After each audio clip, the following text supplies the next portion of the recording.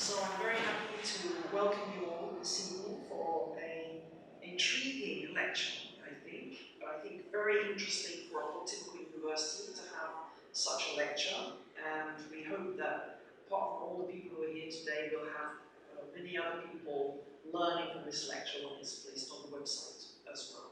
Thank you very much to all of you who come. So this evening we're going to have a lecture under the title, Italy Viewed Through the Lens of Official Statistics. A country of ice cream sellers and pizza cooks, or something else. You know, this makes me think about a news report which I just heard the other day. It was a young woman in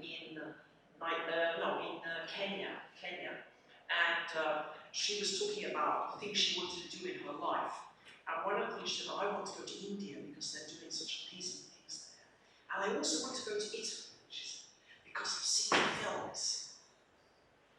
So, it's this question of the image of Italy in other countries and outside the world, and indeed for the people who come here, which is our topic. And then more seriously, I think, beyond this, the question of data and its relation to the church, to Catholic social teaching, and even to evangelization, certainly to the first two points. So we're very happy to welcome Dr. Stefano Menghinello. And as you would have seen from the poster we had, he's an expert in economics, in industrial economics, in international business. He's got training in Italy and in the UK. And he's had many jobs in different universities and in the National Statistics Institute.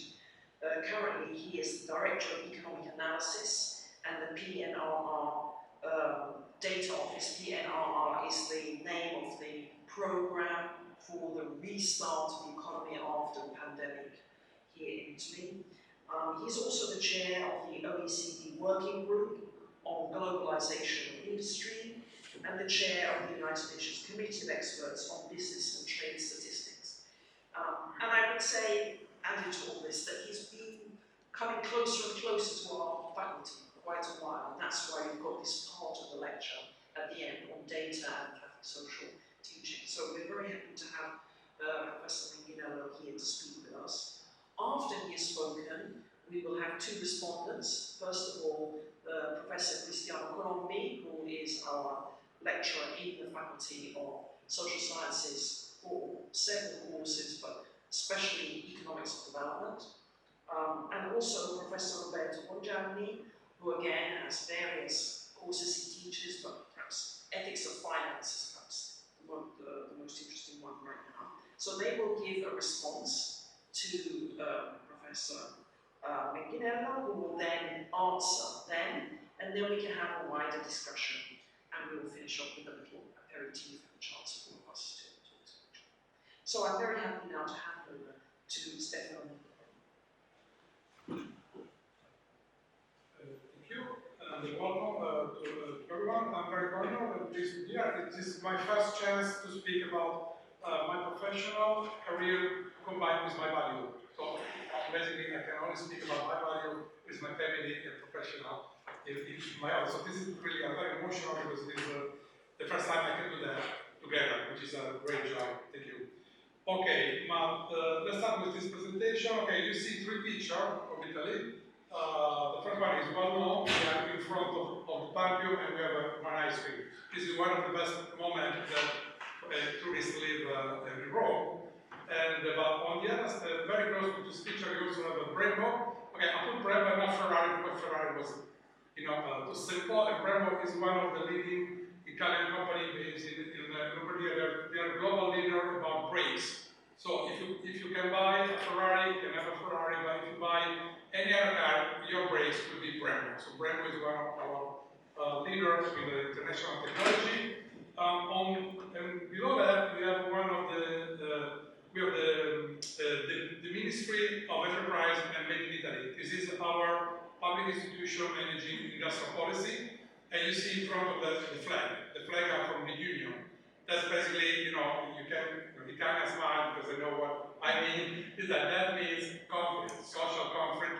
This means that we have a very competitive industry. We don't pay our work very much, although they are very productive. And quite often, when I go to visit one of my friends there with what is, I have to walk through close to the,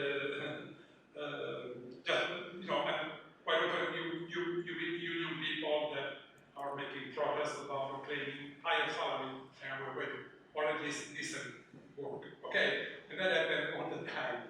Okay, now, so those are three different pictures of Italy. One is the beauty of Italy, the other one is the competitiveness of Italy, and the other one is the contradiction, total contradiction.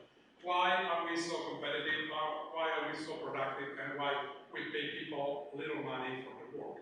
This is one of the main contradictions of this country. So I try to organize this presentation in this way. Okay, I will start by, because we are within a very important theological institution. Also, I start with the definition. So datum and data. So datum is from the Latin and data is the plural.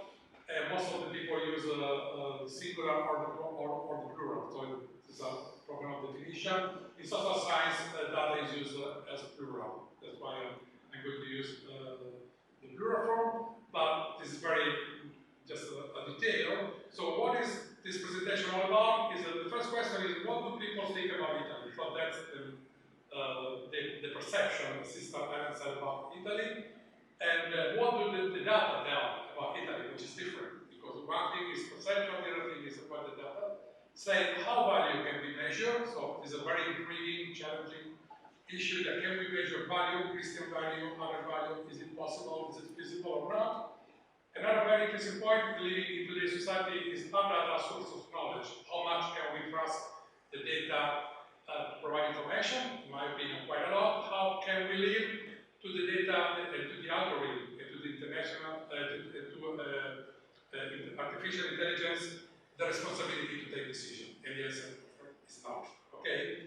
And now is how data can help to measure the social doctrine of the church. This is another very intriguing topic. So let's start with the first one. So okay, I put this very interesting book which is written in Italian. I don't know if they have any English version. Sure. Okay, so this man Nando Paroncelli is one of the leaders of a large company that is running survey, full survey for political person, for marketing. So he's one of the best guys that we have about marketing survey. And he wrote this very interesting book. It's called The Island That Is Not There. So what is very interesting is that what Italian people think about Italy is not what is reality. So this is one of the very challenging thing. But let's start with some more general comment. Okay, Italians and foreigners think about Italy very differently. So we have different opinion. But what is more interesting is that the foreigner that has been in Italy for a long time, they think differently from foreign that have never been here or have been just for 1 day. And that is very interesting because on the first topic, Italian and foreigner, we have different culture. On the other point is that if you stay short in Italy, you can have a great impression or a very bad impression. If you stay longer, you have a wider impression, I think. And this is interesting because I'm speaking about foreign, I'm not speaking about Italian. Who is right and who is wrong? And I have to say that everyone is right and everyone is wrong, in the sense that if we look about perception, personal perception, both subjective perception and cultural background, everyone sees what you want to see. So basically, each point of view is legitimate. But from the other side, everyone is wrong because everyone is his view, his knowledge, not on objective data, but on perception. So everyone is on from his personal point of view, but all of them are wrong because no one of them look at Italy from a very objective point of view. Even Italian, we are not objective about Italy. Okay, can we measure that? So that's the challenge. We have perception on one side, on the other side we have the right data. Can we measure the gap? Yes, we can. And that was an idea from Nando Paroncelli, not from ISTA, that he compared unemployment based on unemployment rate. He asked, based on official statistics on unemployment rate in different countries, Spain, France, Italy, he asked to the people, what do you think is the unemployment rate in your country? And the largest gap was in Italy.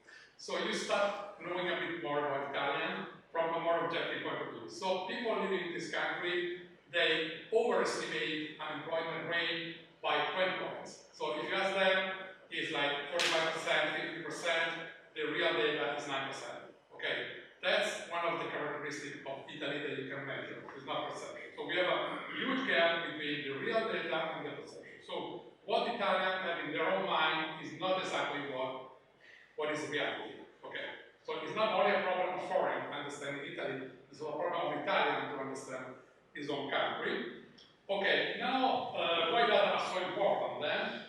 Okay, I put this other book.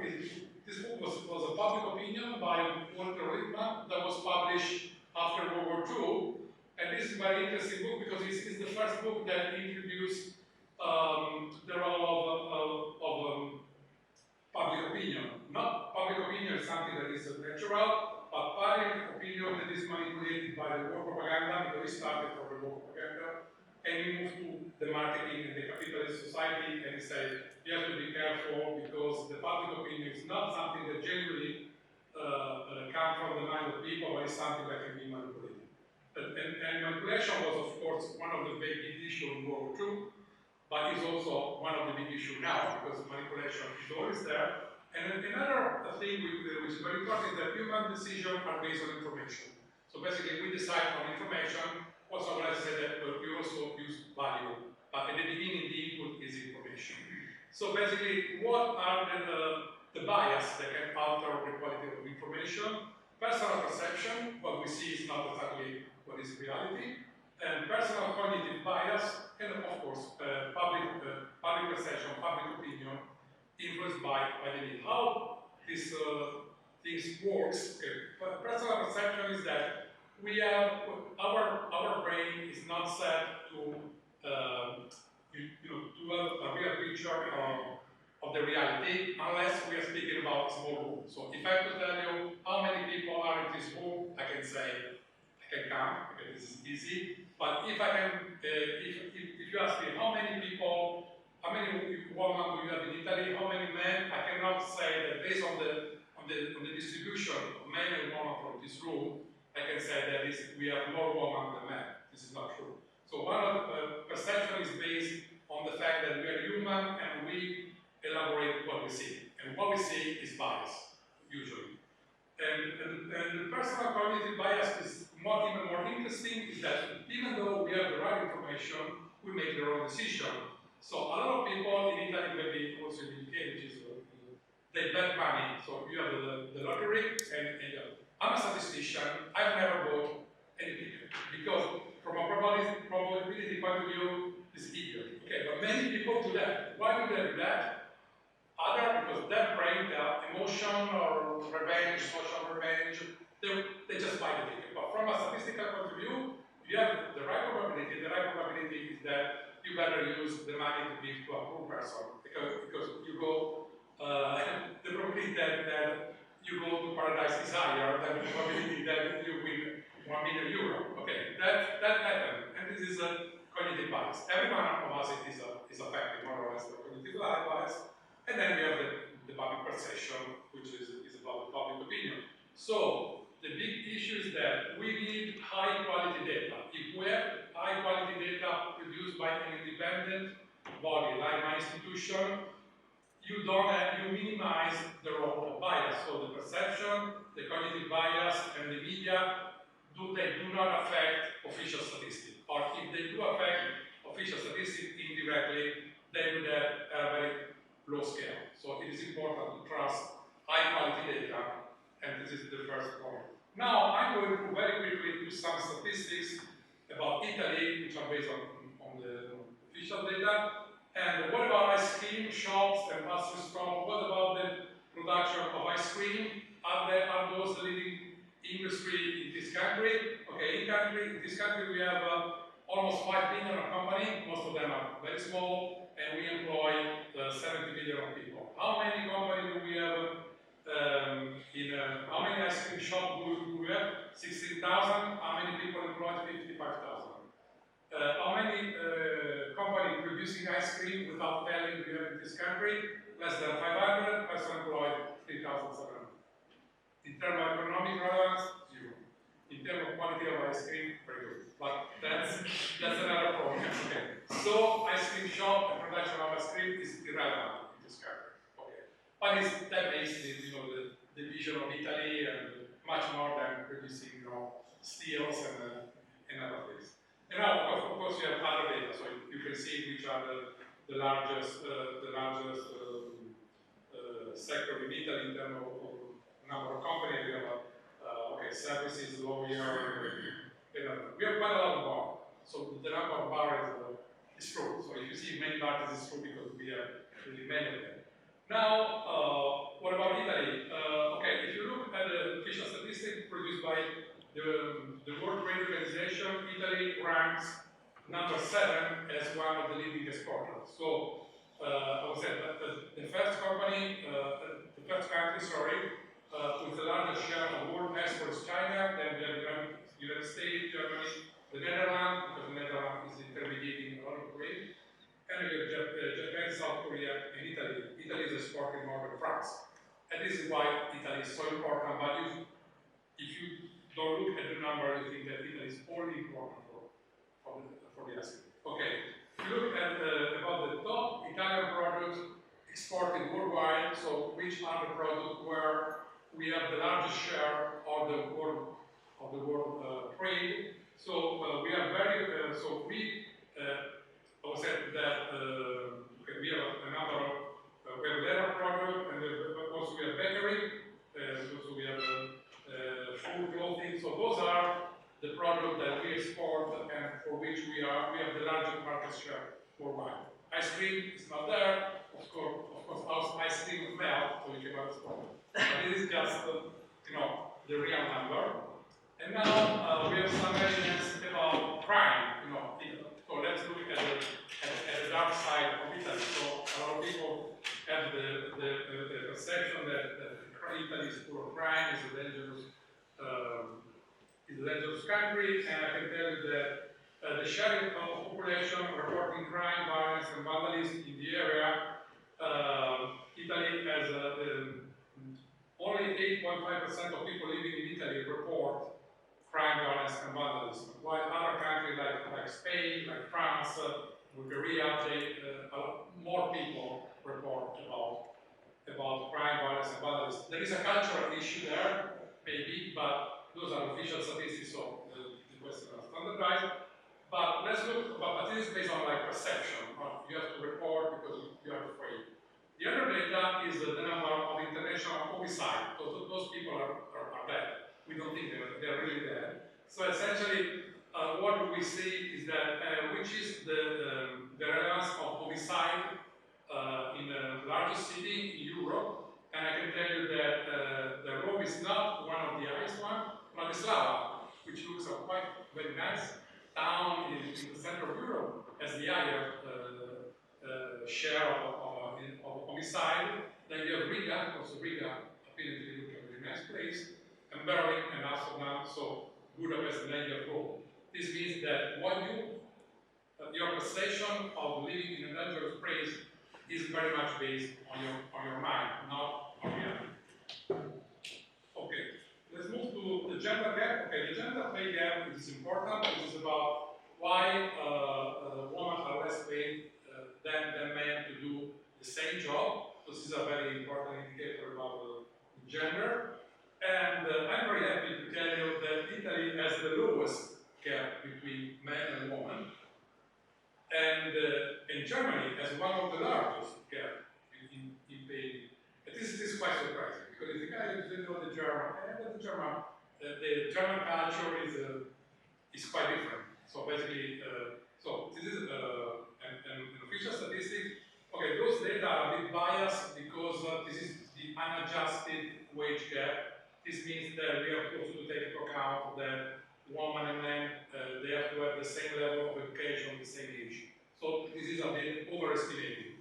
But besides that, the gap should be lower for every country because if you adjust for those components, then the gap is lower. But in Italy, it's already very low. So possibly, I would say that the fact that in Germany the women are paid almost 20% less than men, I also believe there's also a problem of different level of education. There is better component.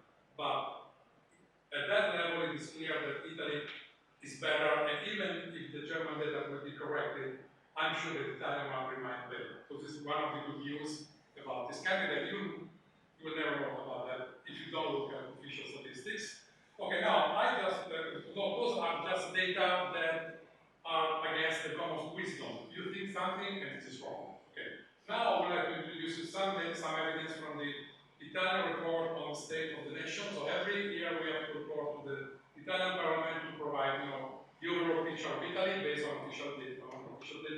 So now I have just 3 slides, and what are the real problems of Italy? Not the ones that are based on perception, which are not, most of the time are not true, but I'm talking about, the other side. Data help you not only to have, to correct for the perception bias, but the data allow you to understand things that you don't see. This is the second point. So about Italy, so we have also the population, the resident population in Italy in 2022 is almost 60 million. Foreign, we have 5 million of foreign. So we have quite a lot of foreign. Of course, we don't have the same history of France and Germany, which has a long tradition of coming. So the foreign coming to Italy is a relatively recent phenomenon. But the number of foreign is quite high. And despite the fact that we have people coming from abroad in Italy, which increase the number of the Italian population, we are losing a lot of people. So in the last 2 years, we have lost more than half of a million of residents, despite the immigration. How does it come? It comes from the fact that the number of children per woman is very low. It's the lowest in the world. So every Italian woman has an average of 1.25 children. That means people 0, people 1, some people 2 and 3. So the number of people that have more than 3 children is very, very low. The number of people that have 2 is not that frequent. 1 is the rule, but a lot of people, they don't have children at all. And this is one of the, and that has happened since the 1970s. So what is very interesting is that the demographic phenomenon are silent. Crime, you see GDP, you see ice cream, but you don't see the demographic change. The demographic change, you look around, okay, people are look a bit older, but you don't go farther than that. The demographic phenomenon based on official statistics in this country and in the rest of Europe are amazing in the fact that the aging of the people is a huge trend that is accelerating now for many reasons.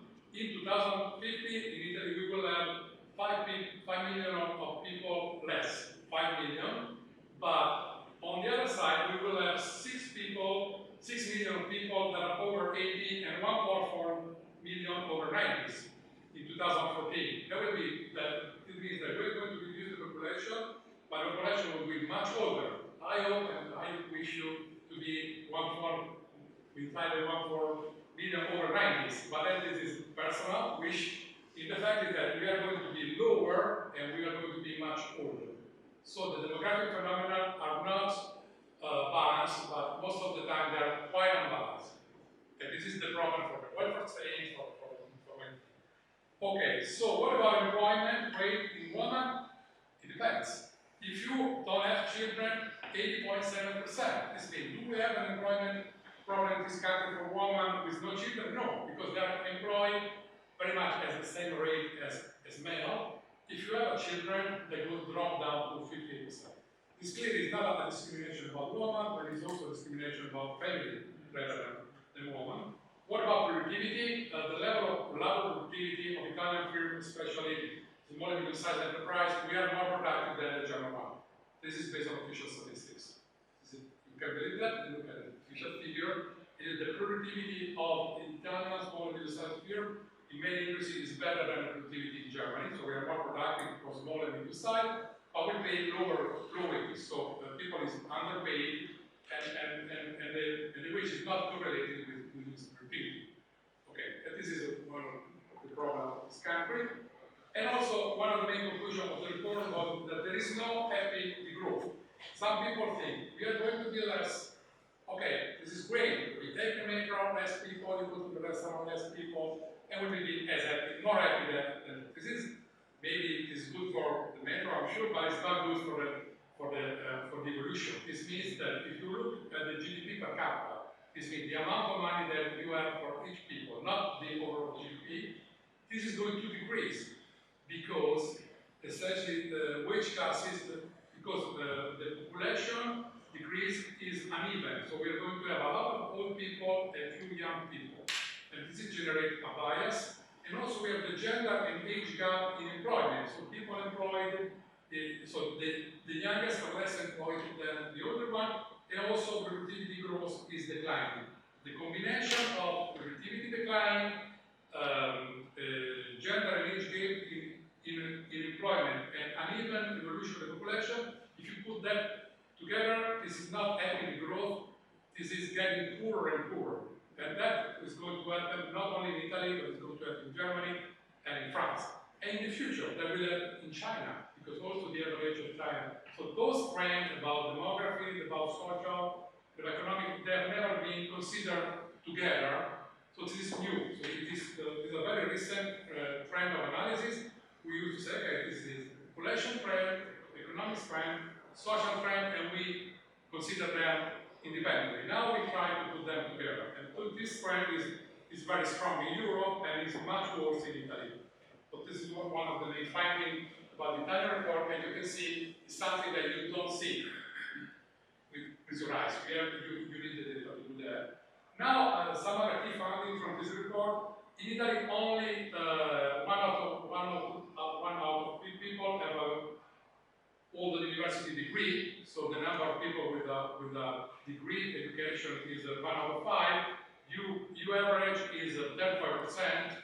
In France and Spain is about 40. This means that if you look at human capital means people that is trained and has a good education level. We have less people, but even our human capital is poorer than in the other country. The young generation in Italy will be the most affected by population decline. We have published the data. The number of young people, we're going to have 5 million more, 5 million less in like 25 years. So the decline of population in terms of young people is very severe, much severe than the overall population. Despite the fact that young people in this country are going to be a very smaller population, we ignore them. Why do we ignore them? 20% of young people in Italy are needs. Needs means that they are neither educated nor employed.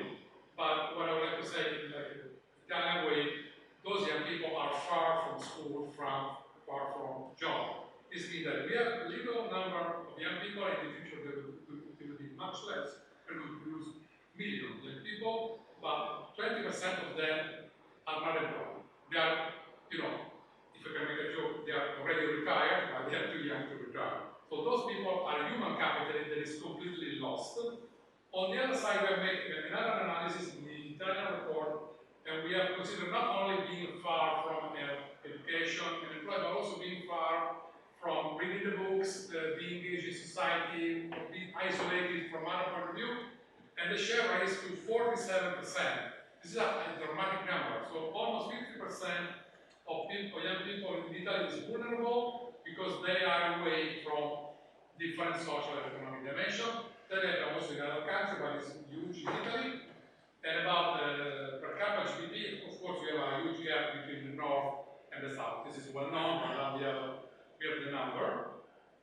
Okay, so this is about what the data can do for us. And the other point is that can we measure value? So the thing is that we can measure GDP, we can measure environment, we can measure gender gap. Can we measure value? Are value measurable? And why is that relevant? Because the European society is going through a process of secularization. The trend is clear. In every European country, secularization is very strong. Maybe it's worse in France than in Italy, but it is a clear trend. How can we measure that? Okay, I'm going to give you first a technical reply to that, and then I would like to suggest a couple of books about that. So I would say that there are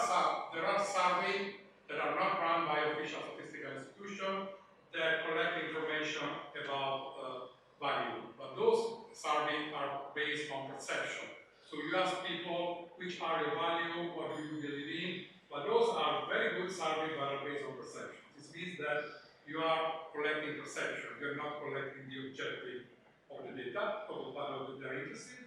Also, you can have evidence from other indicators. Number of people attending religious services, number of people using Catholic school, that was the previous seminar. This is another indicator. Is that the right one?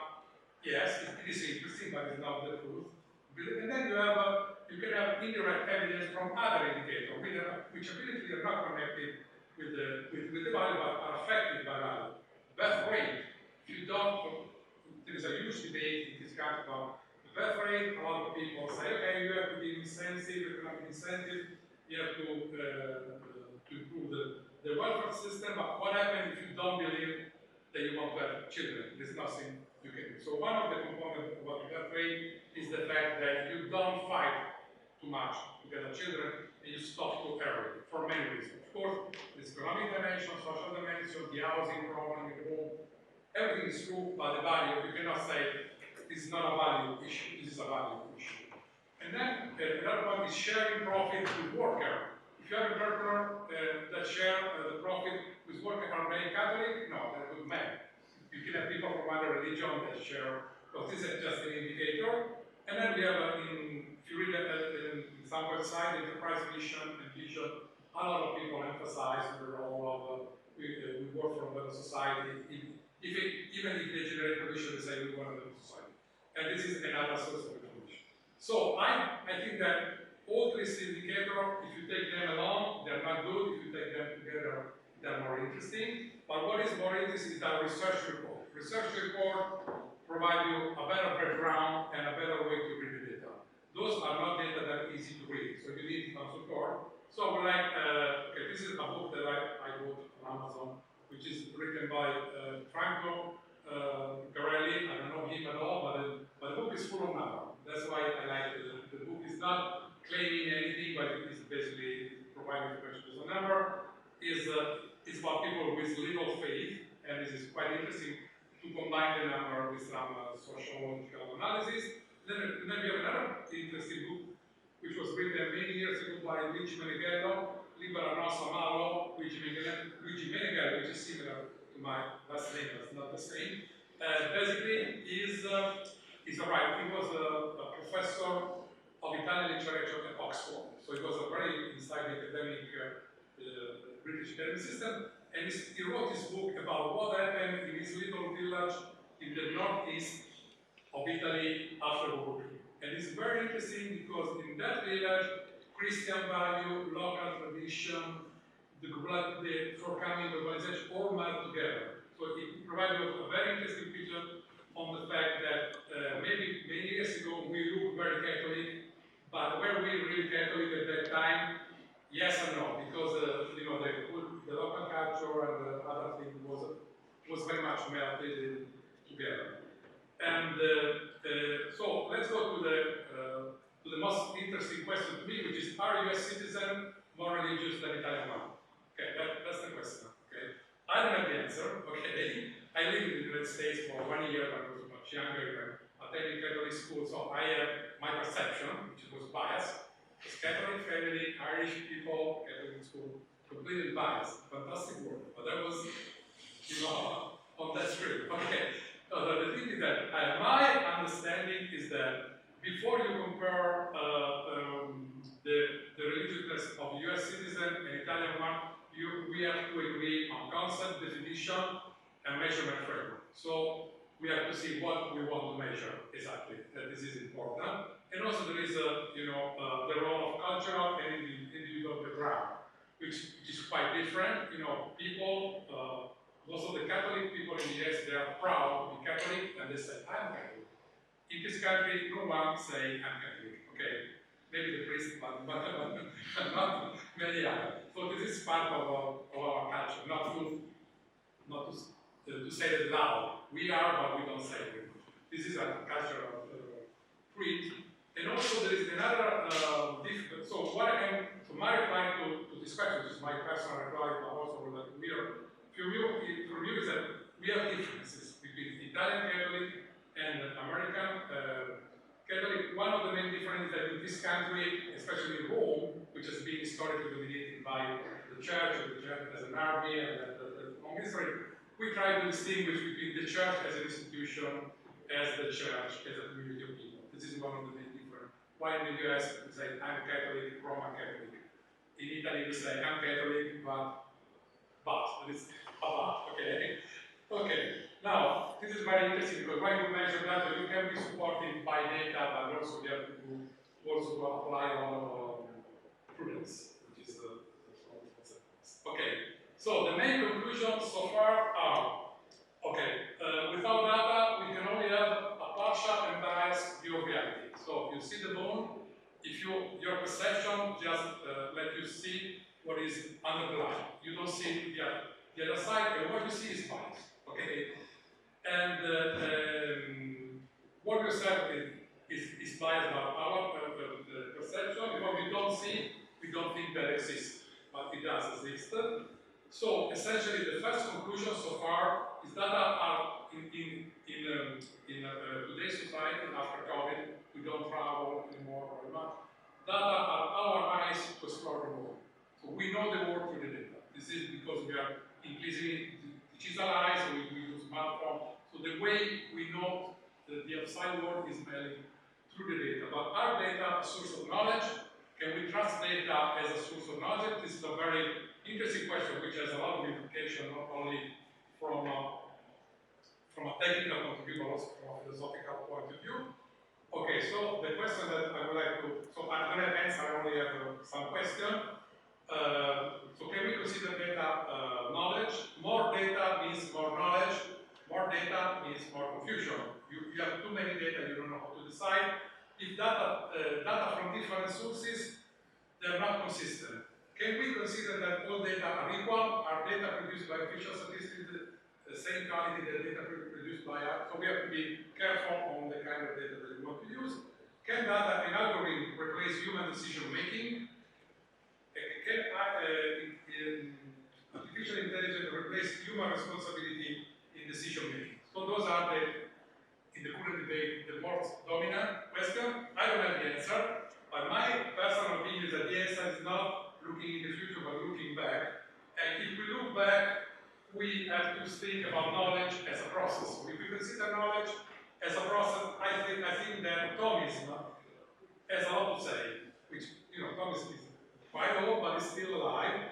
And especially when we speak about knowledge, Thomism is very powerful as a director framework. I've been reading a few books, so I'm not an expert about that, from St. Thomas, from Vendium, and a book from Etienne Song about the knowledge process. So the thing is that I think that Thomism can provide a very interesting contribution about which is the correct contribution of data, algorithm, interpretation,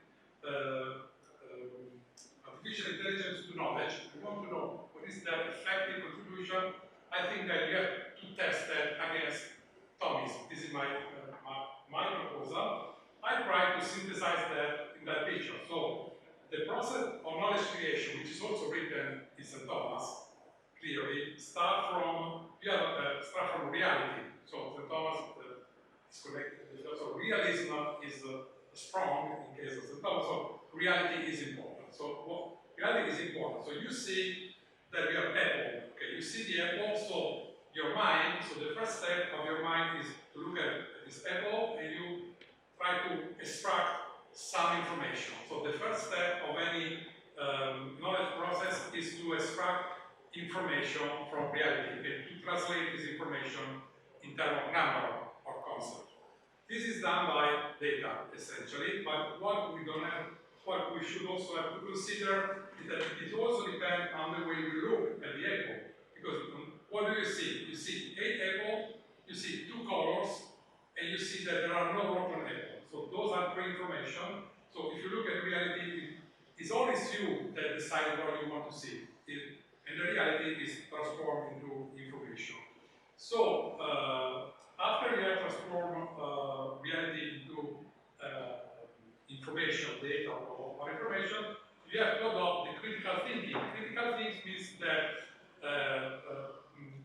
with your mind only, you have already very extracted information from reality. With your mind only you apply the critical thinking. Critical thinking is that so your mind independently from reality trying to think what you do, what is your goal, what is your decision. Part of this critical thinking is routine. You go to a supermarket, you buy an apple, two good apple, the price is higher and lower, and go from the door. This is routine.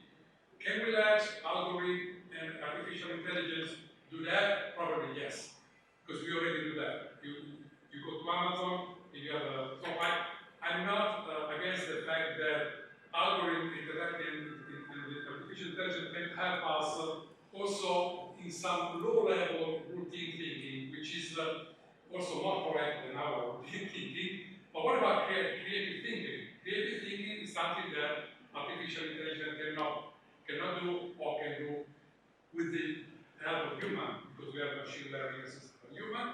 But what about moral value? Moral value in the, if I read Wallace and Thomas, in the process of knowledge abstraction, critical thinking, you apply moral value. Any decision is also affected by moral value. There are some decisions that are more moral intensive, but there are more less moral intensive, but you also have to apply your value. Some of the moral value can be, in my understanding, translated into routine. So you go to the same shop, you have to buy an apple, they say, okay, do I have a moral decision to be made? Yes, possibly. I read where the apple comes from. I can have more information, but this can be a routine. But what about personal value? Personal value are my value. I cannot delegate the machine or the algorithm to manage my personal value. And the other one is prudence. Prudence is a spiritual value. So there is no hope that the artificial intelligence can decide for you on spiritual matter. So that's my very simple picture in the fact that the data, in my understanding, only cover the preliminary phase. So in the process of knowledge, the data create the precondition of knowledge, but they are not knowledge. Algorithm, artificial intelligence can support critical thinking and moral value, but at a very low level as routine. The most relevant issue remains in the end of the human being, creative thinking, but more prudence. Prudence is the spiritual value. But I think that we should not be afraid of artificial intelligence if we manage artificial intelligence in the right way. The problem now is not that artificial intelligence is as smart as human. The problem is that the human underperform. This means that if my decision are, if what I have to decide is depend on the marketing, on the public opinion, on wrong information, I think that artificial intelligence goes better. So I think that artificial intelligence should push human beings to be more responsible and to be more spiritual, less than just to say, okay, I have artificial intelligence that can replace me. We have this very, I have to speak against UK just for 1 second. We have this small baby that was dying for a disease in the UK, and that is, I'm sure that in that case, Sister was 100% Italian, and in that case, the UK government let the machine decide on value and spirituality, and that this is too far. And I was also very proud that in the news there is an hospital, a Catholic hospital in Rome. They say, okay, the Italian government said you are Italian citizen, and the Catholic hospital asks for the baby, and that makes a difference for Italian against the UK.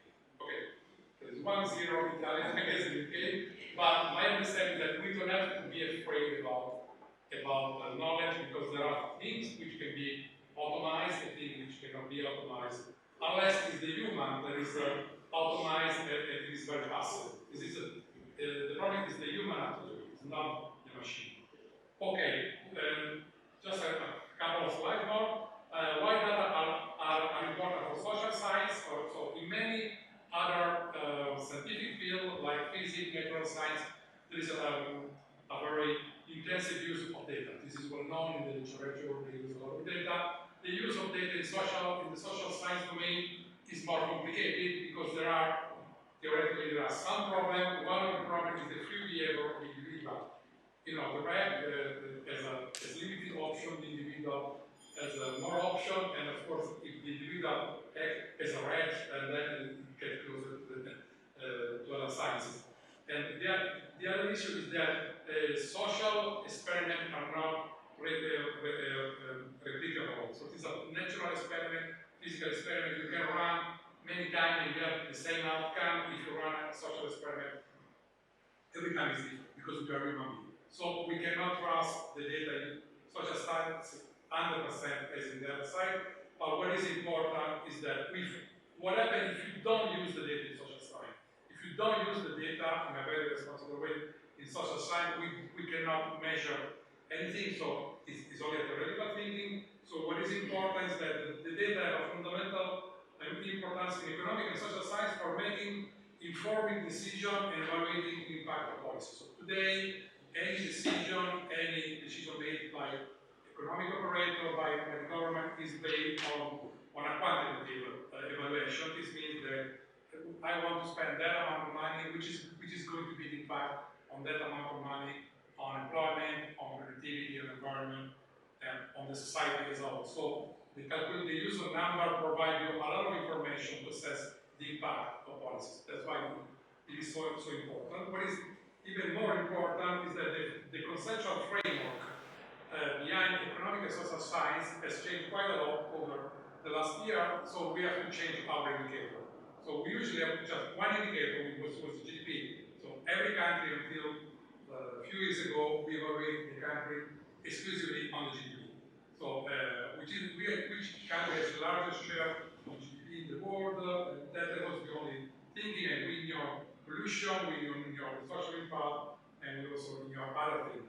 We move toward an approach which is developed by the United Nations, which is based on sustainable development goal. Sustainable development goal means that in a modern society, a pure society, we don't have only to look at GDP, we also have to look at many other indicators. So many countries like Italy and other countries, we have even in our policy document, we also have the achievement of the government, not in terms of GDP, but also in terms of sustainable goals. Sustainable goals, there are many that concern human rights and environment, so it's a complex set of goals, and each goal is measured by one indicator. So we have one number based on GDP, and then we have possibly 100 indicators that try to assess the evolution of this goal. So it's a huge effort to produce the data that can measure not only one indicator, but many indicators. What is happening today is even more interesting because people understood that those goals, since they are not one, but there are many, they are in conflict. So if you push too much green economy, only the most competitive company grows, and then you can have uneven regional growth. You can have a problem about with the society. So now the big issue is that we have already moved from one indicator to many indicators. Now we have to manage how those indicators interact. If we push very strong for one indicator, for one goal, the other goal is not working, or it is working against. So we improve one side, and the other side worse. So, and this is one of the most challenging issues today, is that we have to decide which is the more balanced approach. So we have to find out a balance, and we call that the just transition. The just transition means if you focus on some goal, you have to balance your goal to have a just transition which is good for environment, which is good for human being, and which is also good for social issue and so on. So it is getting more complicated, and I don't think that today we have the right solution how those indicators interact. It's not that well established. Okay, now let's go to the last slide, which is about can data help to measure the social doctrine of the church? Okay, this is interesting because the social doctrine of the church is a quite complex document. In the social doctrine of the church, you find principle for reflection, criteria for judgment, guideline for action. It is a quite complicated document which is cross-fertilized by philosophy, theology, economic thinking, social thinking. It is a complex document. So from a methodological perspective, the social doctrine of the church is not a theory, so you don't have the right formula. It is quite complex, so it is a very heterogeneous document with report idea, value, and principle of faith and line of action. How can you measure that? This is one of the huge challenges.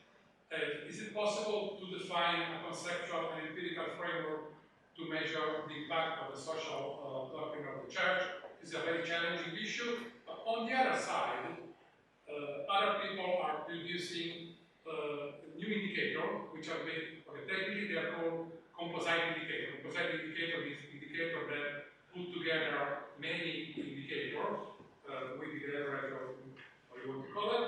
And now we have other information. So we have an international organization, non-profit institution. They say, okay, which is the country where people is more happy? Which is the country where people is more gentle? Which is the country where the people is more supportive to others? So they have produced a lot of those indicators. So if you go to the web, people look more to those indicators rather than official statistics, because the power of this indicator is that happiness. So they reply to one question. When you have to use the data, you have to look at different indicators and you have to do your critical thinking. And now I'm not sure that you just look at the numbers, okay, why people is so happy in Finland, in Denmark, in Iceland. So those indicators are becoming more and more famous, and even government people, public election, they don't say anymore, I have a very good GDP. They say, no, Finland is the happiest country in the world. Okay, this means that they can measure something which is immaterial, and I think that a research program that we possibly want to do, it at least possibly is quite complex to define a conceptual and critical framework to assess the social doctrine of the church. This is complicated, but at least we can benchmark those indicators against the principle of the social doctrine of the church. This means, are people in Finland happy because of material thing, spiritual thing? Is that, which kind of happiness is that? So I think that indirectly, one thing that can be done is, and there is a methodology possibly to do that, is to see how distant are those indicators from the social doctrine of the church. So if Finland is not the rank number one, is that country the country which is more consistent with the social doctrine of the church or not? Which is the distance? So this is something that can be calculated if you define some indicator. So I think this, at least this task should be achieved, because otherwise we'll let other people decide about our happiness, which we'll let already decide about our GDP, crime rate, and let decide about happiness. I will be a bit more concerned. Okay, conclusion. Sorry if I've been too long. Okay, in today's society, data are our eyes to explore the world. This is reality. And I don't know how many times you look to the other people or you look at your mobile. In my experience, I look more to my mobile than to the other people. So we use the number, and so we live in a digital world. So why are data so good or so interesting? Because they reduce the bias of subjective perception and influence of media and public opinion. This means that if you want to adopt your critical thinking, you have to look, if you just hear to your perception, to the public opinion, you are not applying your critical thinking because you're using the wrong information. So if you want to apply your critical thinking, you have to compare what you think with the data and to think critically. That's crime rate, all these issues that we have spoke about. You say, okay, Italy, Rome is a dangerous town. Okay, this is perception, this is public opinion, of what official statistics say. You go to Bratislava, it looks a nice place, and then the crime rate is higher. This is by using critical thinking in the data. So the other point is that if you want to use the data as your eyes, you also have to buy a good pair of glasses. Otherwise, you don't see it very clearly. And a good pair of glasses are official statistics. So you also have to select the right data. Because if you want to rely on your decision on the data, you also have to have critical thinking about which is the highest replicated data source, and this is important. Data are important for social science to take quantitative information. This means that with data we can measure economic phenomena on a very objective way. And what about value? Value can be measured with some limitation, but not measuring at all, it is a problem. And the empirics, as a goal of the social doctrine of the church, is still an open research question. So I don't have the answer, it's something that should be further explored and developed, and I think that this faculty has all the competencies from different faculty to do that. And last but not least is that data is important to for the knowledge process, but data are not knowledge. We have to clearly state which are the limits of data, which are the limit of algorithm, which are the limit of artificial intelligence, because my understanding is that today artificial intelligence is the new ideology. So we have destroyed other ideology, which were based on political thinking, but I see that, you know, as in the case of the hospital in the UK, this is ideological. That's my conclusion. Thank you.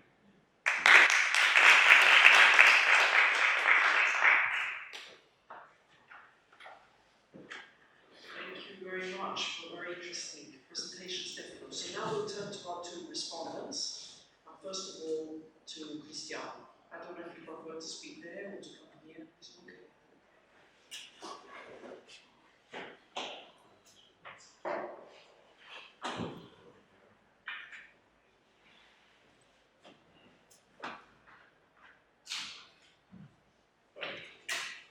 Thank you so much for this opportunity.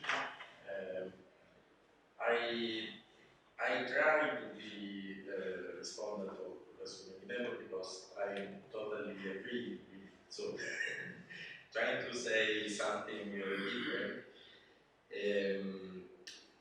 First of all, just a joke. What about pizza cookers? Because we spoke about ice cream, but not about pizza. I'm a bit disappointed. Another joke.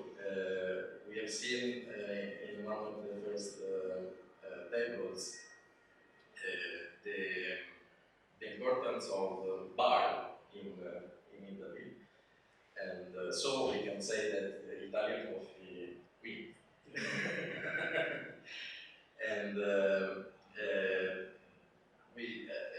it's very interesting the employment rate of this kind of activities because another specific characteristic of Italy is that traditional labor-intensive sectors plays as social buffers. So we have a big side of the Italian economy that has this role. So, of course, I would not enter in data interpretation with Professor Menghinello, just as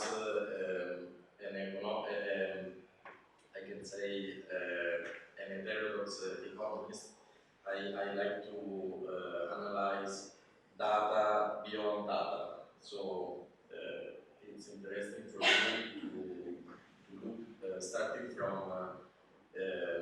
official statistics, looking for some not straightforward result. So, for example, we have seen the good performance of exporting industries in Italy, but if they are above all, of course, in innovative sectors, innovative activities or technical activities. So, for example, my point would be which are the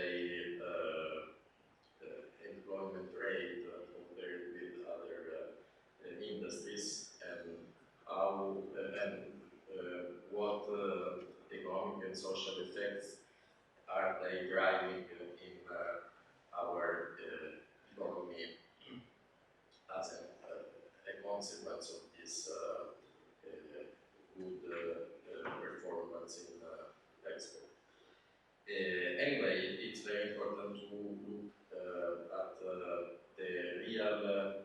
Italian strengths, and we have to be conscious about that.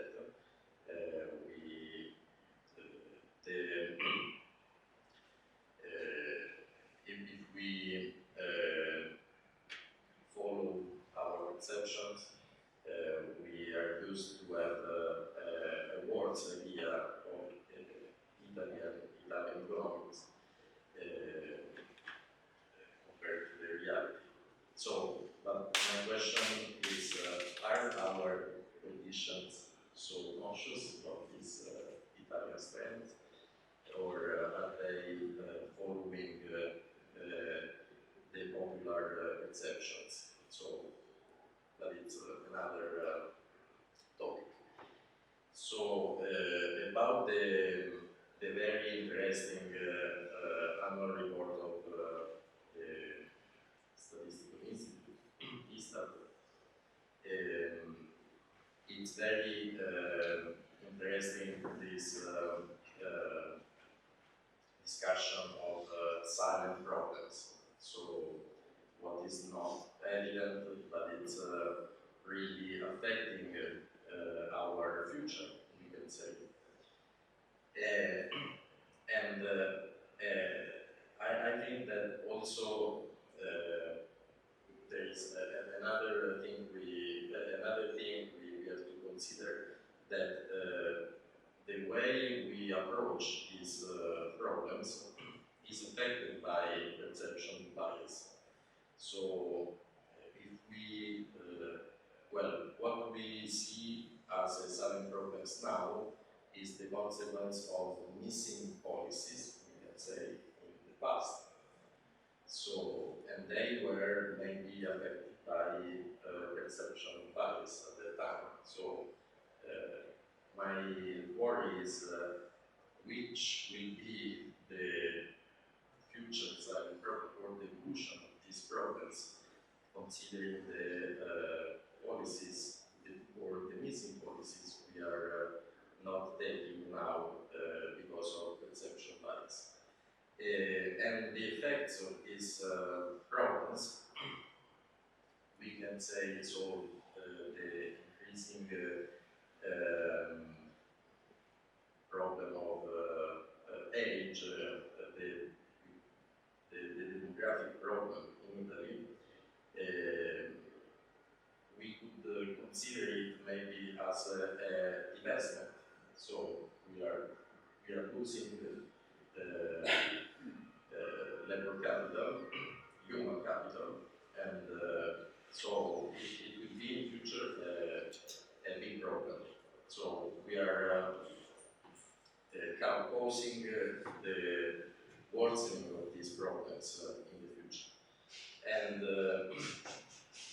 so if we mix all the results, we can say that we are facing a strange concentration of responsibility into a strange class. So that is male, middle-aged, white-collar workers in the north of Italy. And they are deciding the policies that will affect the evolution of the silent problems in the US.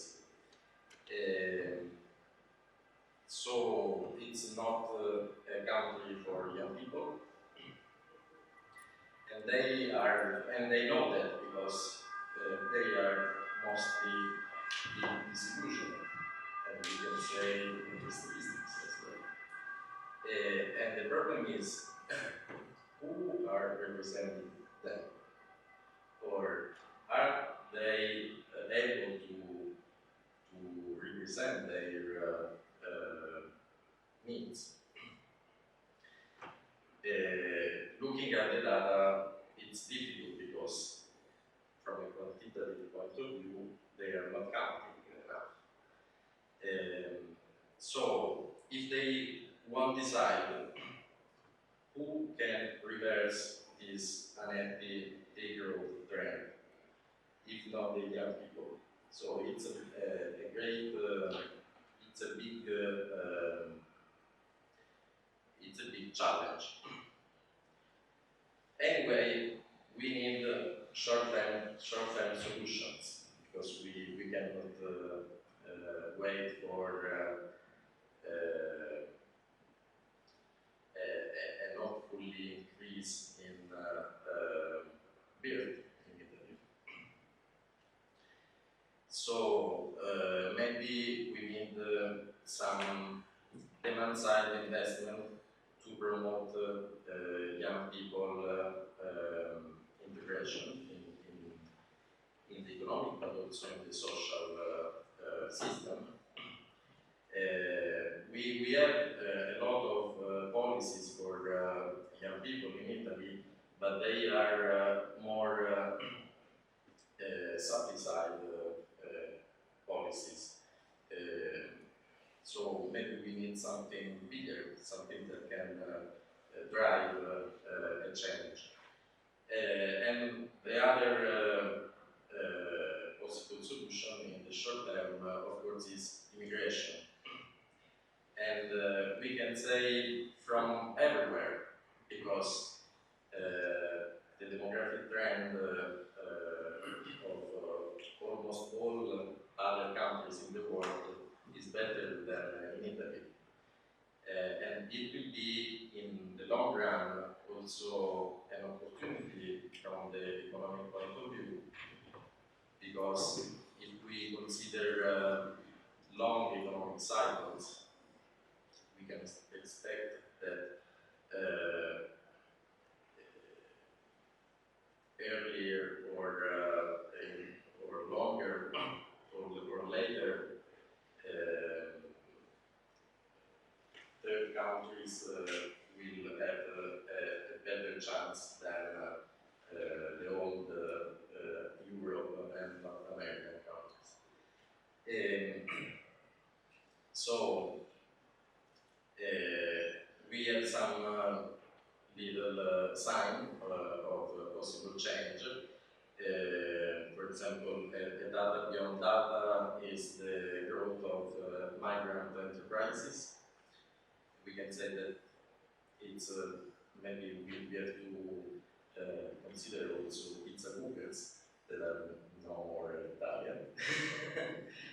And this growth is not only in traditional sectors, but also in innovative ones. So maybe we have to find some possible driver of the real change. Anyway, the solutions or the possible solutions in the short term I mentioned are human solutions. We have to be aware of non-human solutions, because the trend now is artificial intelligence and so on. So shortly I go to the conclusion, and if we consider this role of artificial intelligence and digitalization is for sure a big opportunity, but also a risk. We find that if we think about data, now we have not only true data, but also false data, and it's more and more difficult to distinguish between them. So we can say that in this world, in the new world, the distinction between reality and perception in the digitalization is even more complex. So we are living in an uncertain and complex context, and it causes insecure perception. So fair and insecure perception. So in this context of, we can say, data inflation, that can be real or false, maybe we have to think in a circular way. So maybe we can really set the process of knowledge without missing some commas, of course. So maybe now it's important to have knowledge, to consider knowledge as a circular process, because without values, we cannot interpret data, and we cannot distinguish real and false data. And anyway, even the most advanced artificial intelligence want to do with consciously, with consciousness. So thank you.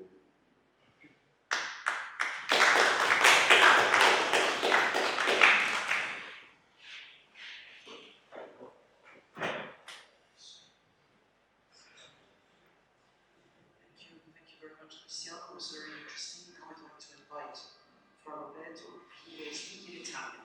We are bilingual university, so we also have a short presentation.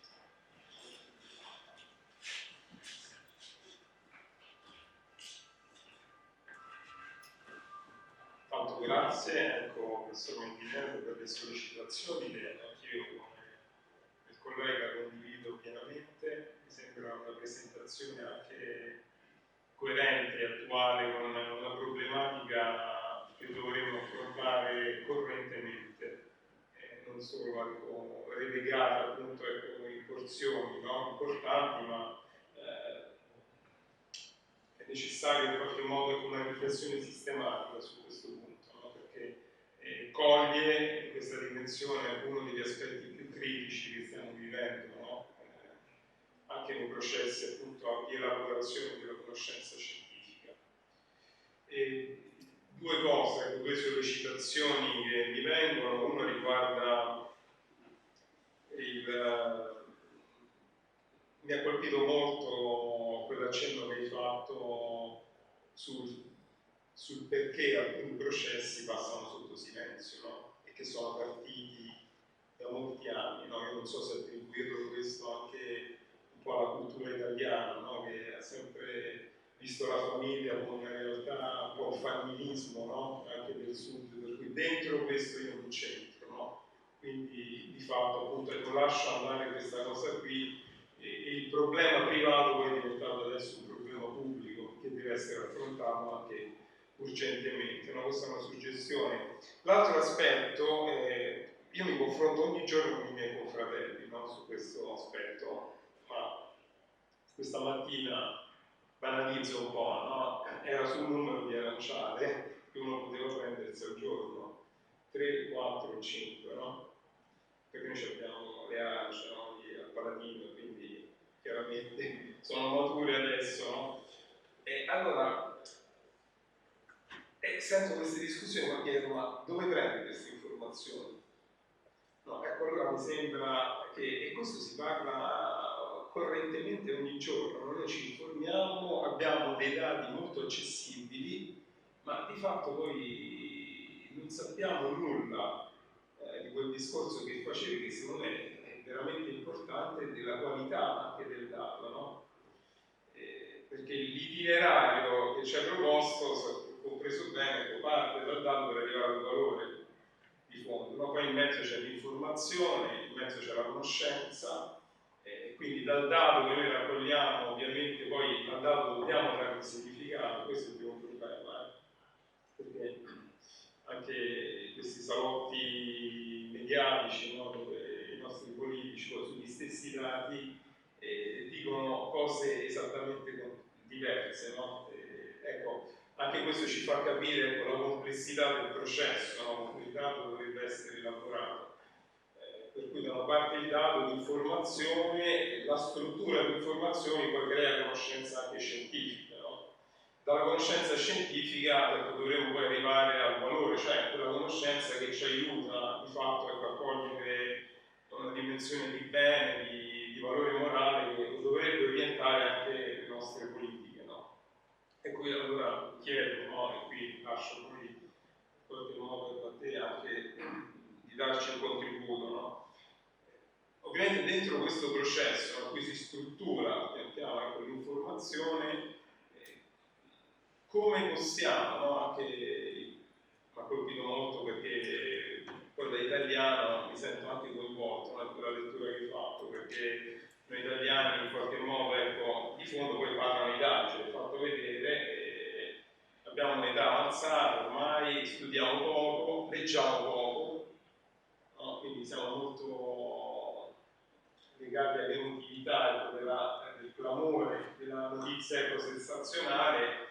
Di fatto tutto questo in una cultura dove i dati proliferano in abbondanza, chiaramente crea un effetto che è ovviamente anche quello che ci hai presentato, no? Ora però il problema è anche i presupposti, no? Oggi noi siamo anche dentro una società che è del capitalismo cosiddetto, no? Immateriale, della sorveglianza, no? Secondo il modo con cui noi guardiamo a questo fenomeno, no? che stiamo vivendo. Ecco, stando anche dentro tutto questo processo che fa del dato un valore economico, prende e usa di fondo, no? Come facciamo, ecco, in qualche modo, ecco, di fondo a tenere in piedi un processo che prima di tutto, ecco, ci dia un valore di qualità, un dato di qualità, no? E ci aiuti poi a strutturare un processo che sia di conoscenza scientifica, non solo di apparenza o di sentito dire, no? Che ci affascina tanto, però poi di fronte al quale noi stiamo sempre così, non abbiamo la cultura di capire, no? Ma guarda che quello che ti viene proposto, un cellulare che è immediato, praticamente è quello che tu credi, quello che tu pensi, quello che ti piace vedere, che ti piace sentire, ma questa non è la realtà.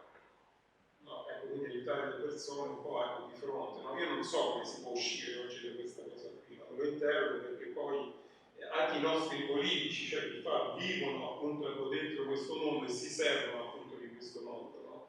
Quindi ecco, apro qui una riflessione che ecco, mi piacerebbe, ecco, sentire un po' su questo. L'altro aspetto invece riguarda la dottrina sociale della Chiesa, no? Che tu hai indicato alla fine, che penso è un altro ambito di assoluto interesse, perché noi siamo stati abituati anche nel pensiero sociale, no? Ad avere, soprattutto nei primi anni di formazione, no? Del magistero sociale, un qualcosa che doveva plasmare la realtà. Quindi diciamo che il metodo deduttivo, no? Si partiva dai principi e questo doveva essere in qualche modo, no? Le nostre strutture dovevano, ecco, incarnare anche le dimensioni evangeliche, no? Questo era l'annuncio profetico che veniva fatto. Poi dal Concilio Vaticano II, credo anche dalla Mater Magistra di Giovanni XXIII, comincia ad entrare un po' l'altro metodo che è quello induttivo.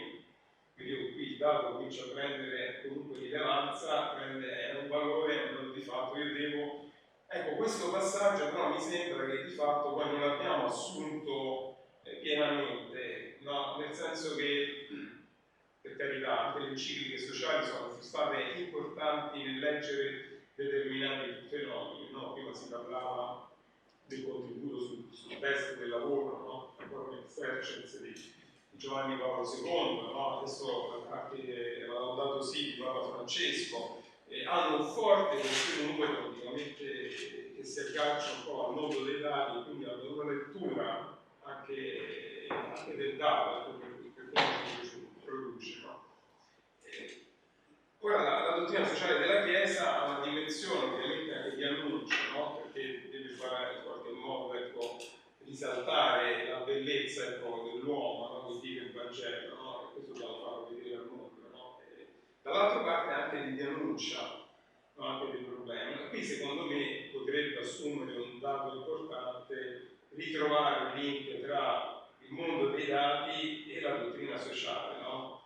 Anche se dicevi chiaramente, giustamente, che poi i principi della dottrina sociale della Chiesa sono difficilmente quantificabili, no? Quindi si prestano più che altro anche a delle interpretazioni appunto più soggettive che oggettive, però secondo me oggi dobbiamo noi in qualche modo, no? Penso anche alla nostra facoltà, noi siamo una facoltà di scienze sociali in un'università pontificia, chi deve fare questo lavoro?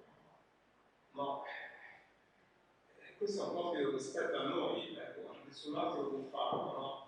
Ecco, allora, qual è il contributo, no? Anche qui, no? C'è una possibilità oppure siamo totalmente tirati fuori perché di fatto appunto il valore non è possibile, ecco, quantificarlo, no? E quindi stiamo poi intrappolati dentro questo dilema dilemma che sembrano risolversi, se ci può aiutare, ecco, a trovare appunto, ecco, delle luci, no? O delle indicazioni che possono, ecco, aiutarci a fare chiarezza in quest'ambito qui, dando la sua professione appunto, ecco, proprio con il dato. Ecco. Grazie comunque.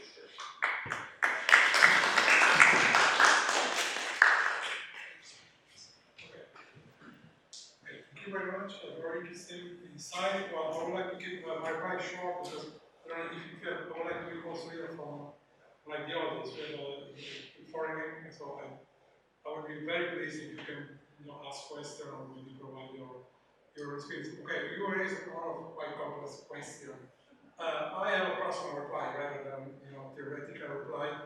Okay, my understanding is that we have to take full responsibility for what is happening today. Basically,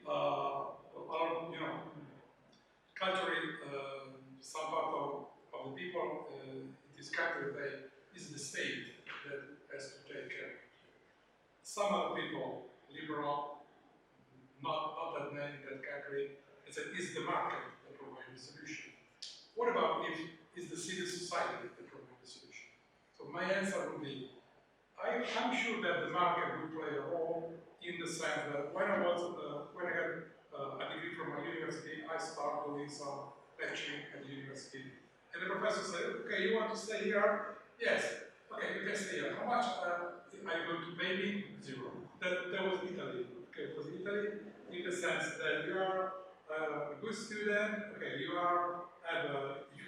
I give you a chance, to be a lecturer for free. And if you don't want to come, listen to this one. Okay, when I did my PhD in the UK, he said, what about if I pay you that money for a lecture? It was completely on the other side. And then why did that happen? Because the number are UK people better as human beings in Italian? I don't know, but possibly is the market play a role in the sense when I applied for my PhD, I said, which is the probability that I will be a lecturer in this university? And before starting the PhD, and the professor said, 1. I said, 0.1, 0.0, no, 100%. Because when you have scarcity, generate not respect, but a value.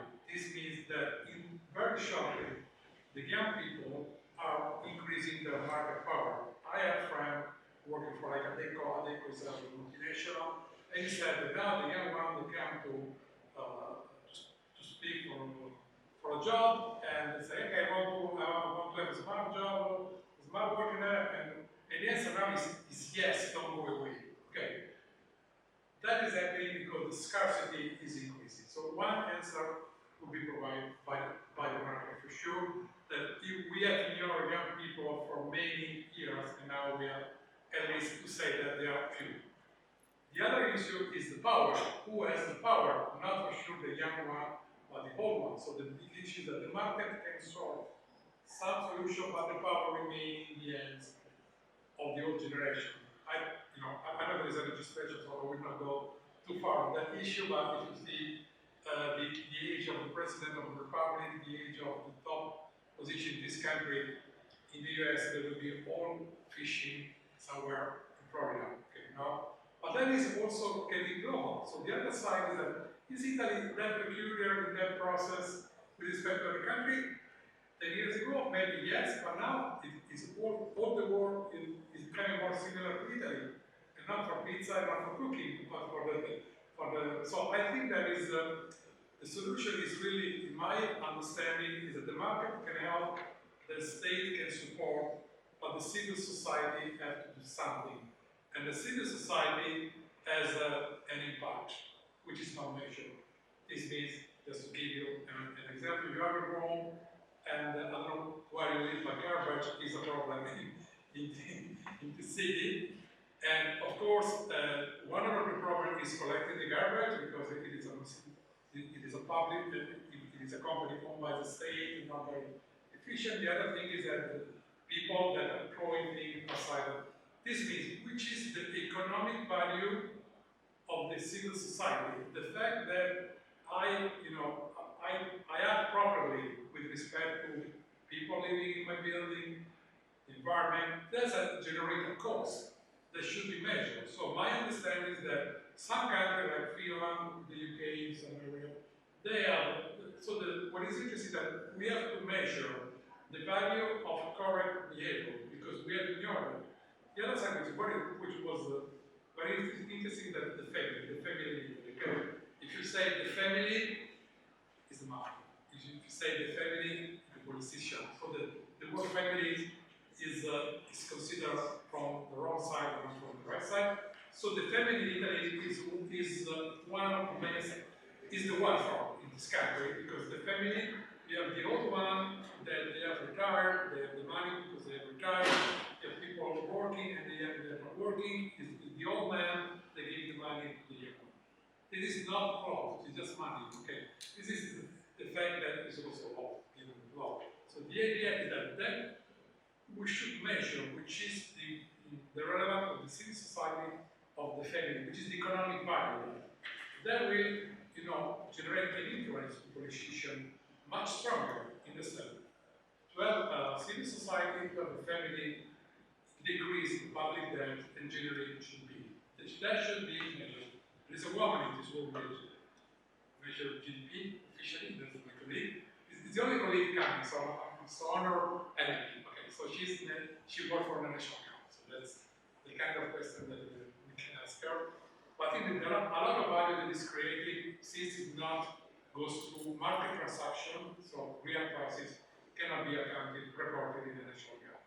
Of course, there are techniques in the national account, like shadow prices, but also can give you instrument with this. So, my first advice is that I believe that civil society is the answer, the family is the answer, but we should measure that. Otherwise, we're speaking about something which is perception and not reality. The other answer that I have very quickly is that I spoke with the former president of ISTAT, and I told him, we have a public opinion that is now, that think differently from the data. And the reply from this man is one of the most known demographers in this country. And he said, okay, but our data are wrong, and the public opinion, no, our data are right, and the public opinion is wrong. I said, who is voting in this country? You on the public opinion, and maybe you're right. So the thing about the public opinion is not the thing, they can think what they want, but they impact on the policy making. So the idea is that we have to increase the civil society value because we have to correct the public opinion or try to rebalance. Because speaking with the other man at the beginning of the presentation that is doing the exit poll or political perception, he told me clearly that, many years ago, the politicians, they have their own value, and try to adjust to the public opinion. Now they ask me, where is the public opinion going? That's where I go. So this is a huge problem in the sense, this is called populism, and the populism is based on the fact that politicians follow the public opinion. This is populism. So there is a circle which is dangerous because he told me that the more the public opinion is getting stressed, is getting frustrated, is getting emotional, the more the politician push in that way. I can tell you the name of the people that do that, you know that already, so clearly by the behavior of politicians, it is clear that some of them, they anchor the public opinion, some other try to mitigate. So the problem is that what will be the impact of a politician, very wise, calm, that try to provide answer, which would be his impact on electoral vote, possibly zero. What is the answer? The civil society. We have to build civil society value, and then if you have that, we can adjust or change the public opinion, and the politician realize public opinions change, so they will change.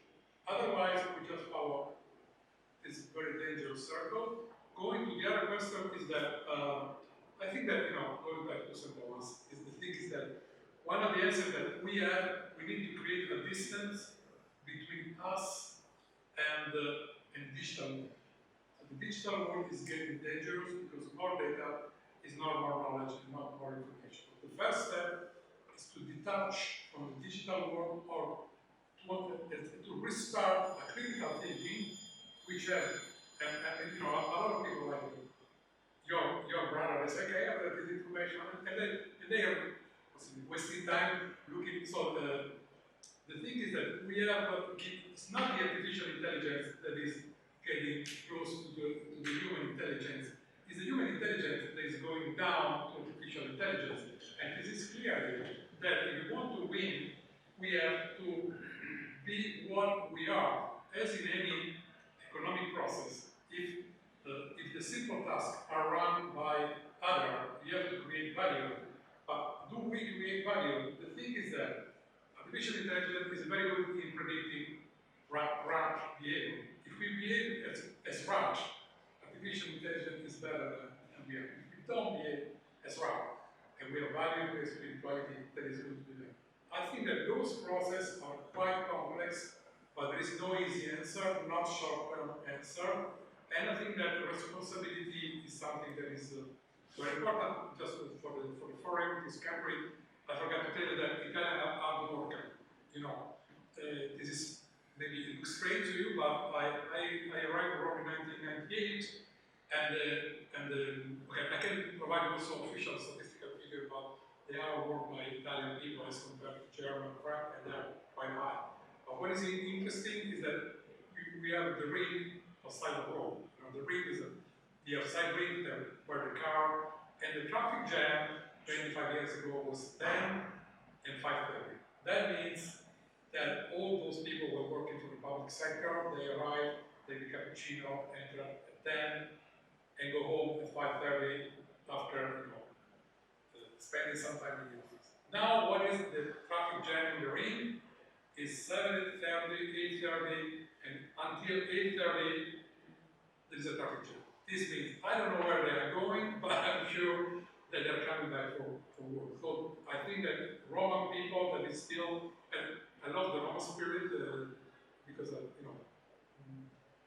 did very well in this city. So I'm honored to be here. I think that the Roman spirit is still the same, but Rome is really a very fast running city. So I mean, people are still very happy and very friendly, but they don't have time like in London. So I think that we have to think about all those changes that are quite complex, about going back to the economic issue. We have a very competitive manufacturing sector, which employ not as many people as the service sector, which is under global pressure, which is under digital transformation. So from manufacturing, we can expect economic growth, productivity growth, but not employment. Employment should come from the services, and services are not very competitive. So this country is in a transition from being competitive in manufacturing and not being competitive in services. So one of the big issues is that how can we be competitive in services? And about one of the, I think, very important issues that we are not very good in planning. So in this country, we don't plan, we just react, basically. And you see that like for the soccer game, we win in the last 3 minutes, and now over the last 1 year, we just lost for them, and we realized that was not that good. But we are very good in the last 5 seconds of every game. And then it's getting more and more unsuccessful, because that works, this is a metaphor, This country, fixed everything in the last 3 minutes. This is not possible because the complexity of the problem now is big, and you cannot fix anything in the last 3 minutes. So we have to learn to do the planning and to think a long period, and that would be very difficult. But I think the civil we cannot say is the state, is the market. We have to think is the civil society is me. Okay, thank you. Great, thank you very much.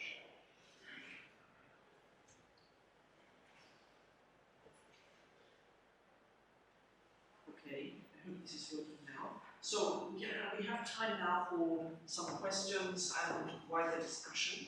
So I don't know if anybody would like to break the ice. I certainly have something to say, but I was thinking, well, maybe the last point about the Catholic social teaching and what kind of data we could produce. and try to connect what you were saying before, especially about the situation of young people, and maybe a bit also connected with civil society, but especially the situation of young people, whether if we wanted to start thinking about indicators that might look at intergenerational solidarity somehow.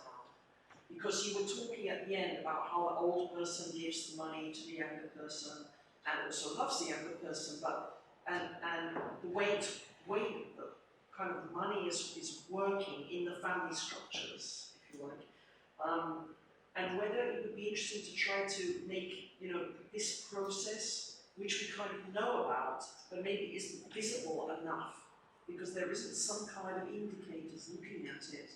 It might be an interesting way to start trying to make measurement work with the social teaching of the church in a way that is dealing with a problem that we have that might sort of attract people more to look at this. I don't know. I'm just doing a bit of brainstorming, putting together some of the various parts of your talk to think about what might be a good way to take forward what you were saying here. Okay, these are quite complex. I have to give you firstly technical question because that lady is much more knowledgeable than I am. But the thing is that okay, those things happen inside the house, and so it's not based on financial transactions. So if you want to have some understanding of that, you have to run a survey. The only solution is to run a survey because we cannot track those unless the grandfather said use a credit card. Yeah. But that I'm not sure that. So those are quite complex issues to be measured. Another thing which is important is the fact that some people we will be an older society, so we have to make people work more. This is one of the solutions. Why the old man, they say, okay, I will retire, take the money, you, the young one, you have to work to pay for my retirement. That game is not working anymore, because now, because of the Italian public debt, what they're doing is that, okay, now, we have a huge public debt, we cannot pay for that, GDP is not growing, so let's expand the type of retirement. So, this is something that has been applied for, we have for Nero, which is a famous revisional or pension system, which is very much under the debate, but basically the Fornero said, I have three numbers, GDP growth, and what I can do is only to make retirement consistent with the welfare state. Otherwise, the system will be wrong. Okay, that was a solution, but that was based just on number, just on people. I would appreciate a solution based on knowledge. This means when people leave the work, they have knowledge, they have skill, they can train the young one, not technically, because digitalization changed the generation quite a lot. So from a digital point of view, my father cannot tell me very much, but even me, I'm not good enough for the young one. So the transfer of knowledge, so reinvesting the capital, human capital, this can be a solution. We have also the solution which was called the reddito di cittadinanza, which was quite an ideological solution in many ways, but which worked very well under COVID, because under COVID you need to give the money to everyone, and that was a very good instrument just to cope with COVID. But the fact is that the reddito di cittadinanza don't ask anything. So you got the money, you just wait. You can refuse the job, you can do. So basically it was a sort of subsidiation. But I think that a strategy based on knowledge, and not on subsidization, but on entrepreneurship, it will work better. Because what we need to do is to increase productivity. So at the end of the day, the old man is just giving the money. You have the old Chinese that say it's better if I give you a fish or if I teach you to fish. And in this country, they give you the fish. Possibly it will be more useful if they teach you to fish. But the other big issue is, unfortunately, is the power. So the power is something which is clearly in the end of the concentration of wealth and the protection of people. So how can a country change if the generation cannot decide how to change. For the moment, the answer is not the economy, is not the politics, possibly it is in society where the young can try to tell what they want, basically, which is no profit and that sort of stuff. Okay.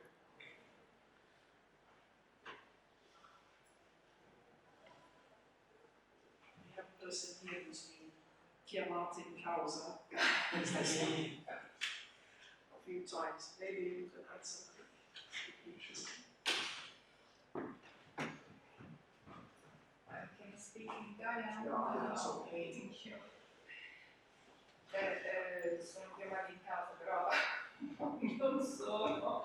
No, io credo che un approfondimento dovrebbe essere fatto anche sotto l'aspetto distributivo della formazione del reddito delle famiglie, capire noi come Istituto Nazionale di Statistica stiamo affrontando queste analisi, però non siamo ancora abbastanza, cioè dobbiamo ancora portare avanti questi lavori e lì potrebbe essere utile capire, come aveva suggerito, anche questo aiuto intergenerazionale che può essere dato per superare questa crisi che stiamo affrontando. E più in generale la nostra società è chiamata ad affrontare questa questione, anche perché, come ha sottolineato Stefano, al di là appunto dei dati economici, stiamo proprio affrontando un problema di crisi dei valori nelle giovani generazioni che si sentono schiacciati anche dalla incapacità di riuscire ad affrontare questa sfida a cui sono chiamati. Lo vediamo proprio in inizi che stiamo affrontando sui nostri figli, che iniziando nel mondo del lavoro, anche in alcuni casi con una certa formazione, si trovano davanti a delle richieste richieste appunto in termini di sforzo e prezzo sociale che sono chiamati a pagare per poter entrare nel mondo del lavoro e in condizioni molto svantaggiate rispetto a quello che abbiamo affrontato noi entrando nel mondo del lavoro. E questo poi porta alla fuga del capitale umano verso l'estero, ma dall'altro lato ci rendiamo conto, anche analizzando dall'altro fronte le sfide che le piccole e medie imprese sono chiamate ad affrontare in termini di competitività ma rispetto ad altri paesi europei, rispetto anche alla performance che può offrire il settore pubblico, le politiche delle amministrazioni pubbliche a sostegno delle imprese, proprio perché appunto una delle grandi sfide a cui siamo chiamati è questo, è cercare di migliorare la capacità del nostro settore pubblico di aiutare le piccole e medie imprese ad affrontare insomma, la competitività internazionale, per cui queste piccole imprese si trovano lo stesso schiacciate nel fare richiedere appunto alle nuove forze lavoro che entrano uno sforzo e un sacrificio che in altri contesti europei, in altri paesi europei non viene richiesto. Per cui credo che dovremmo affrontare, ora non so in che contesto, appunto a livello politico, il problema appunto di questo trasferimento intergenerazionale tra i privilegiati che al momento godono di un certo tenore di vita rispetto agli altri paesi, ai giovani che stanno entrando nel mondo del lavoro. Dalle prime evidenze che abbiamo avuto dalle analisi distributive del reddito delle famiglie in Italia si configurano come appunto nuclei familiari più insomma, in una posizione migliore rispetto agli altri i nuclei familiari in cui ci sono lavoratori pensionati, cioè scusate, pensionati rispetto ai nuclei familiari in cui appunto ci sono lavoratori dipendenti. Questa è una realtà molto diversa da quella degli altri paesi europei, attraverso sulla base insomma, dei risultati che siamo riusciti a comparare fino adesso. Grazie. Non so se qualcuno che è venuto in Italia, someone who came here a while ago and is one of these people who's lived here for a while, could say something about your reaction or your feeling about the country, how it's changed, something like this. My observations will not be at all scientific, because this is not my area of professional development. I'm actually a freelance translator who trained as a lawyer first in England. When I arrived here in early 1996, having come straight from a professional life in London, I was very struck by how my age group was seriously economically disadvantaged in comparison to my age group back in England. How it took them, it seemed to me, several years more to get going professionally, to start earning a decent salary, to even begin to think about getting married and having a family. I see that that's got much worse since I've been here. And of course, the obvious thing that nobody's referred to so far is the level of taxation. I mean, it's so much higher. If I'm right in understanding the situation, there is no personal allowance on it. There is no threshold above which you begin to get taxed. Am I right in understanding that, or am I wrong? Threshold for which? Well, so that you're not taxed up to a certain level, and the taxation only starts after you have a certain level of income. In England, when I was at university, there was what was called a personal allowance of £4,300. So we're talking about in the mid-1980s.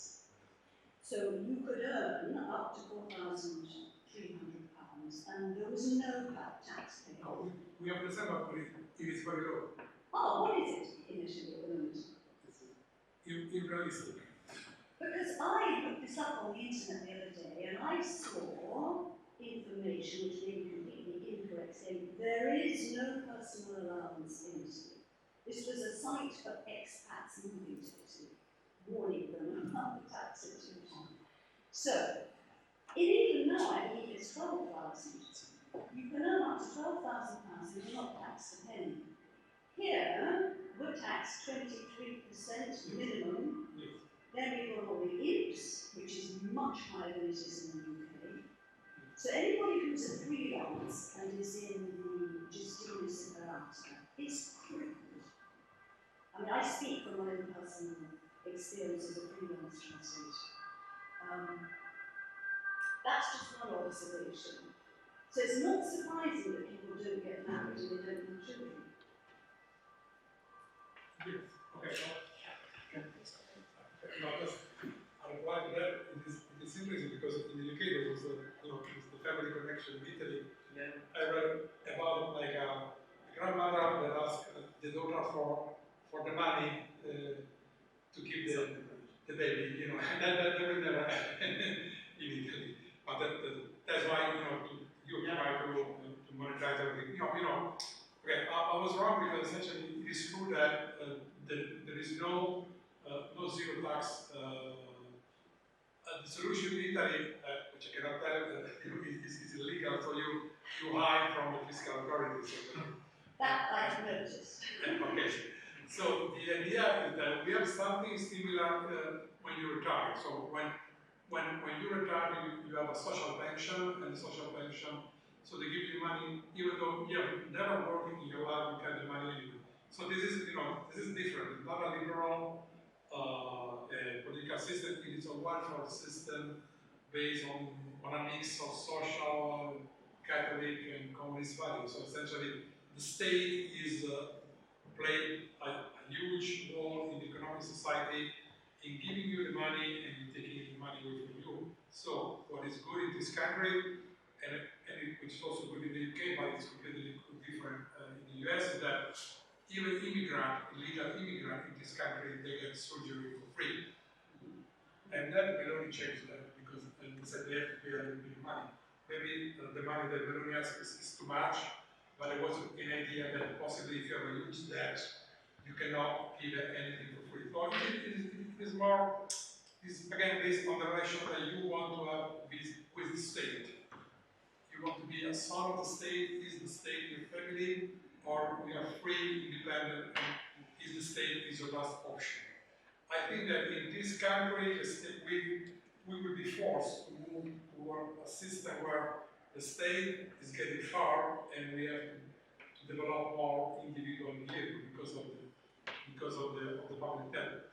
But one thing which is interesting, also from a statistical point of view, is that as Cristiano Colombi said, is that we want to have immigrants in this country, which is good. But what happens is that if you are immigrant from abroad in this country and you come here, the rate the number of children that immigrants have in this country is getting similar to the number of children of Italians.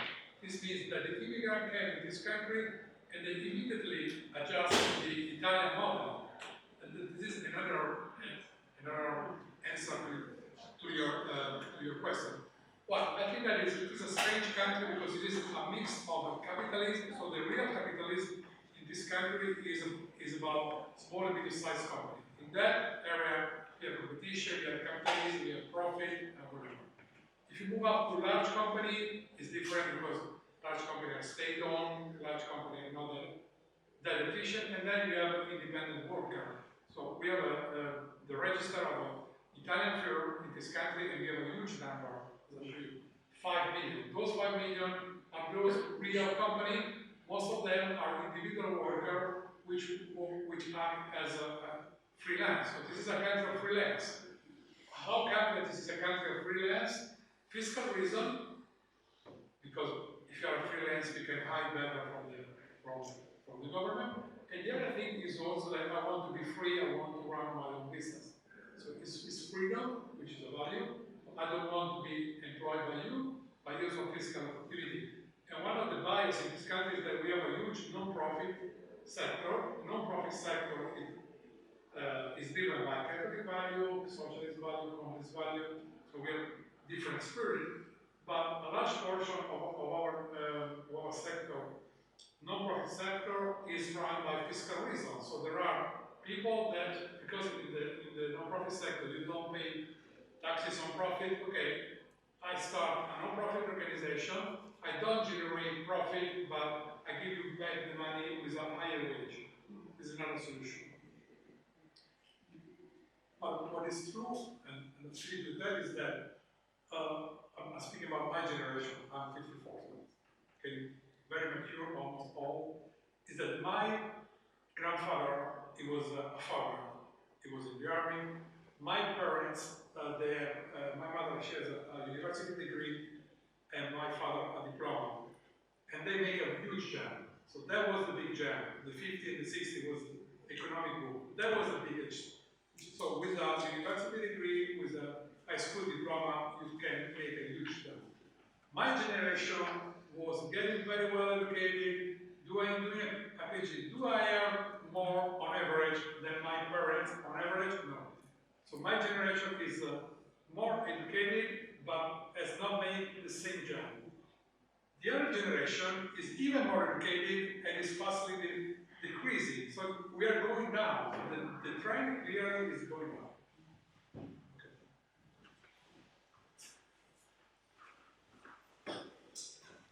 I'm sorry that we finished on that not very optimistic note, but we had a very good discussion, yes, I think, and there's plenty more to be discussed. I'm sorry that not everybody had a chance to say something. Anyway, thank you very much for your presence. Thank you especially to Stefano for that extremely valuable, I think, lecture, and we will certainly do more sessions like this for the university, trying to connect the world of data, data collection, the importance of understanding our world using data with the questions that are important in philosophy and theology, trying to build an important bridge, which is a thing that we can do in this university, which is a real